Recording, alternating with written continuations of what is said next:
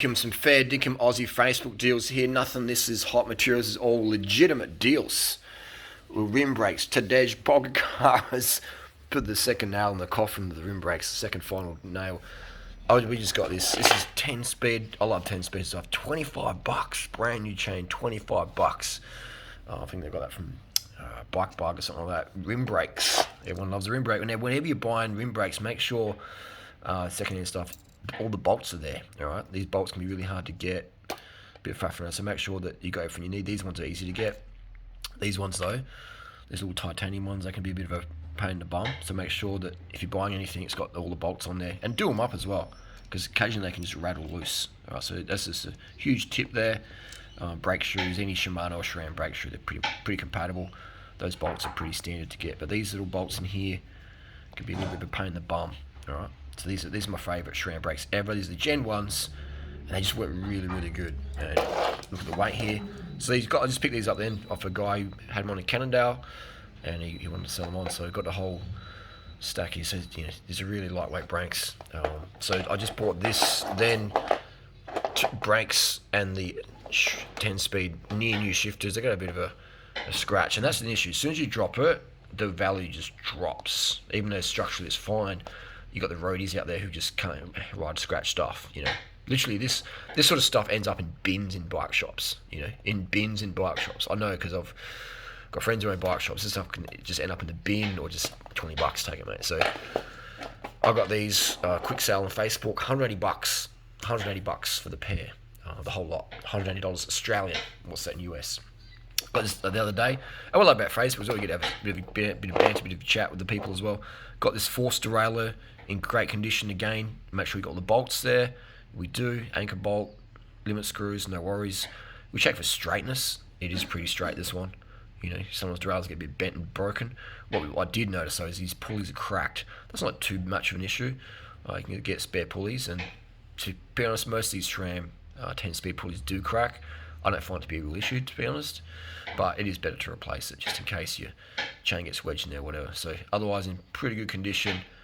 Looks pretty straight. And SRAM Force 10-speed rear derailleur is how many grams? That's light, 170. So this is lighter than the SRAM Axis, latest SRAM Red Axis group set. This is by far lighter. We've got a front derailleur in there. So it's $40 for the rear derailleur, $40 Australian, and we've got this front derailleur for $30 because it's just, been sitting around there, and I'll give it a bit of a clean up. Make sure we got the bolts there, the little anchor bolts, and we're good to go. And that's just 11 speed. I find it does work fine with the SRAM 10 speed. Let me know down below. I find the SRAM 10 speed derailleurs, actually SRAM front derailleurs can be a little bit hit and miss, but I do find they're compatible with the Shimano front derailleurs. It's light enough as it is. These things are good as well. These are brake hood covers. If you've got any, you need some new rubber for your shifters, you can get these pretty cheap as well, so they can make your lifters, your shifters, your drifters feel nice and new again. So they're about $15 online. And we're going to move over to the frames. We've got a Cannondale here. I've got this for $35 Australian. It's got a bit of a paint crack here. It was an ex-warranty frame, and unfortunately, what happens with a lot of warranty frames, this is the reason for warranty. For me, in the past, I probably would have claimed that for warranty, but now if it happened to me, I would put it back on, because I know a beautiful bike like this, a beautiful frame like this is just going to they literally step on here, just step on it, send a photo to the distributor, and then chuck it in the landfill. So for some good Samaritan reason, this one ended up at an auction place, so it'll get a second life.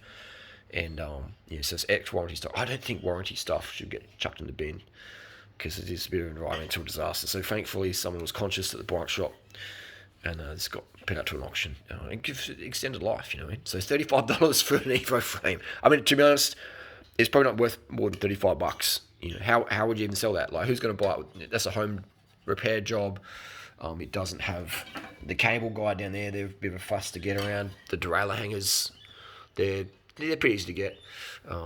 These are seat color clamp, easy to get. Headset bearings, pretty easy to get. Fork though, bit hard to get in. It's got this big these paint cracks on the side here. So this happened on a few of these Supersixes, but inside there's probably a few redback spiders in there, but no damage internally there. So any redbacks? Jeez. Anyway, so that's the frame there. $35. Cannondale Supersix Peter Sagan edition. These wheels got famous, didn't they? Remember these $150 wheels? DT Swiss 350 hubs with a tyre we got from, I think it was a Bike Kitchen.